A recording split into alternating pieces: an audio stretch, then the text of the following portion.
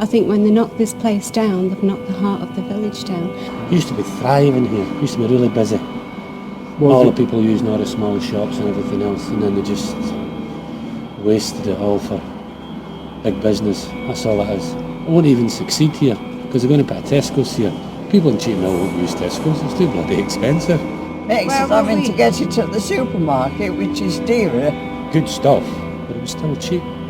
We're just saying now, we don't know what we're going to do. There used to be cordon bleus over there. Yeah. Oh, it was great. It's graceful. And they think they're doing it better and they're making it worse. And they want to knock this down. If it ain't broke, don't fix it, you know what I mean? No one round here is happy about it. There's got to be somebody that didn't live here that didn't thought up that idea, I tell you, because that is absolutely crazy. You ask Dave in there, I mean, when that shop closes, his business is folding because he can't afford to come back. It's the same with all the other little ones.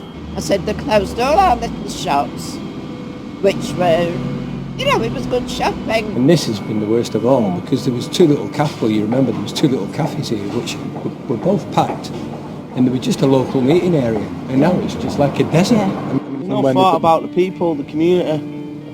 There's no thought about the community. They just don't matter what they want, let's just do what we want. And it will no longer be Cromsall and Cheetham that it used to be, which they're doing to a lot of places now, to be honest, because you've got all the different origins, and religions.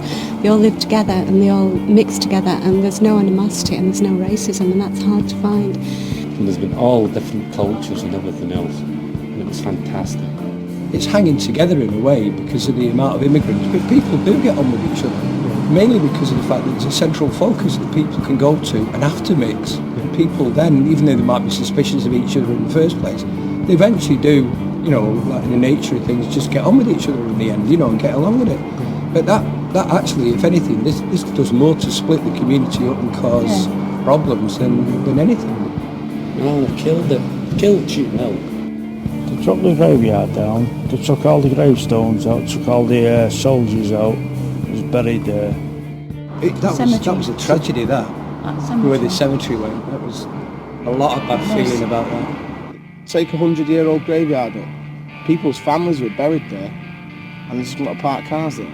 It's bordering on the insanity now. To me, that ground was sacred. I'm not a religious man. I mean, you bury your loved ones in a ground, it's supposed to be there. There's people buried in there in the 70s. And then you had to pay to get them reburied again. What kind of sick mind thought that one up? Bodies were found and bodies hadn't been moved and people hadn't been notified that relatives were there. I'm not against progress, don't get me wrong, I'm not a Luddite or anything like that. I think progress has to come in a gradual way. But when you take a thriving community out just for people to make money, I don't agree with that. There's a better way they could have done. My missus used to come down here and she knew everybody. You couldn't even walk by 3 people and somebody would say hello to her. Now, look at her. Bump into people, a lot of people who I've known from around here all my life just walking through. You could go up there for a 10-minute errand and it'd take an hour and a half. So apart from going to Tesco's, and let's face it, nobody speaks to each other in a supermarket, do they? It'd be like what they did to Salford down Regent Road. In other places they just knock down the small shops and build great big supermarkets. I think it's finished. When they build Tesco here, this place is finished. But I do not get a feeling of belonging in a Tesco's. And the people I was speaking to said the same. Well, that's all we are now. We're just units of money, aren't we? To the economy or governments. Blair is just taking the piss. More like the managing director of a business company, really, I think an individual can do anything to stop it. Compulsory purchase, you're coming down. They can't do nothing about it. You just get trodden on, just get downtrodden. I've already said I ain't going to go to Tesco shopping. I mean, I know it makes no difference to the way of the world, but it placates my conscience, It's my way of sticking my finger up to them, And I will not go shopping there. I will not do it. Just absolutely refuse. Well, I just think Tesco's is a big financial giant and, it's everywhere. I just don't like that sort of ethos myself.